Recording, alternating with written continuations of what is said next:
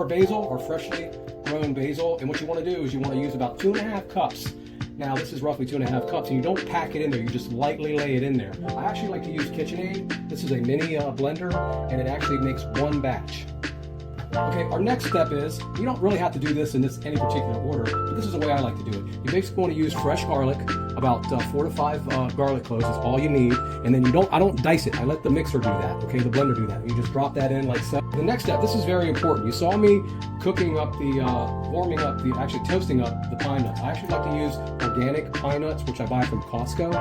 And you only need 1/3 cup of this, okay? But it's very important, do not burn it. If you burn it, don't use them. But if you do burn it, don't throw them out. Just save them and redo it, and then you can eat them. Actually, they're really good. And then you go ahead and you put 1/3 cup. Okay, our next step is we're gonna actually put sea salt in. This is coarse sea salt. It's actually Mediterranean preserved. And this is, I only like to put about a pinch in, but this is really, that's probably more than what you need. I just like mine a little bit more saltier. Next step is you want to use freshly ground pepper. I actually like to use simply organic, really good. You can actually refill these, and then you can use them for anything, really. So what you do is you basically go in here, and you just need a few cracked peppers. You don't need a whole lot. Your next step is you want to use the freshly ground, always use the freshly ground organic, well, it's actually not organic, we actually buy it from Cheesesteak, and then freshly ground grated cheese. Never buy jar cheese. And then you want to just put in a 1/2 cup. Now you can add a little bit more, it's preference, but I like to use a 1/2 cup. If you want to use a little bit more, then that's fine, okay? Okay, your next step is the olive oil. I actually like to use olive oil from Mom's Organic Market. It's really good. I buy the big can, and it's just really flavorful. And what you want to do, this is important. So what I like to do is, again, this is a 1/2 cup, 3/4 of a cup. You can add a little bit more, you can add a little bit less, but I like to put it in, I don't put it all in, but I like to put it in like this, and then so it can rinse it a little bit, okay? And then don't put all of it in, just a little bit. Okay, now that you have everything in there, again, we still have a little bit of olive oil left. You just want to go ahead and blend it really well. Okay, everything is chopping up.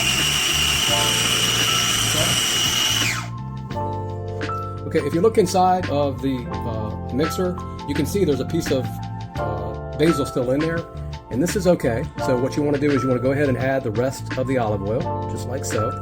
Okay, so now we have all our ingredients in there. We want to go ahead and give it a good mix. And you can switch speeds on this. And again, you can add a little bit more cheese if you need to, and a little bit more olive oil, but this is all about preference. You don't want to add too much over what my recipe is. Okay, and now that you have it mixed up, you just want to go ahead in here. We like to use these rubber. These are very efficient, and they actually they don't burn as well. And then you want to just mix this like so. Okay,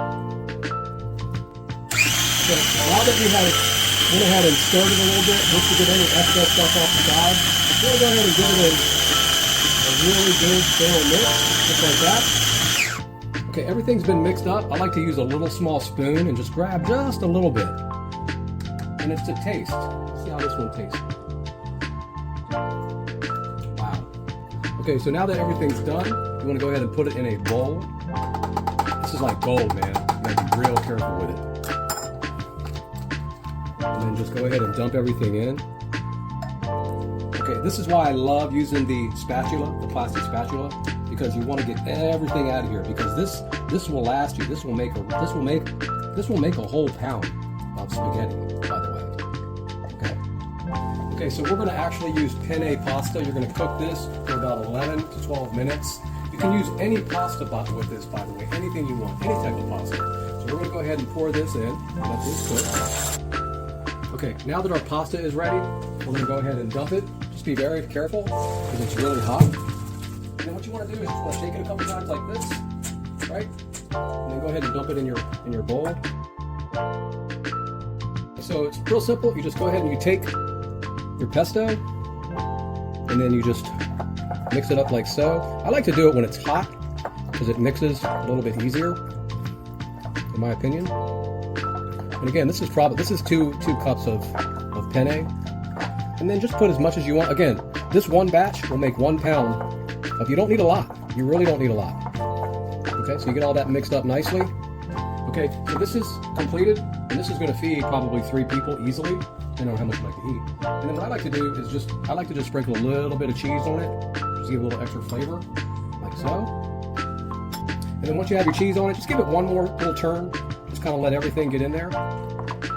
And just a little trick, okay? So if you want to make a lot of pesto and you want to keep it for later, you know, if you ever go to the store and you buy pesto in a jar, it has preservatives in it because they need to actually make it fresh, right? So this is a really great way to freeze it for later. And what you do is you freeze it in ice trays, let it freeze, you take it out, you just do a little knife, you just cut out the edges and it just comes right, slides right out, then you put it in cellophane, and this is actually frozen pesto, no preservatives. And this will last. I've had it last for over a year. When you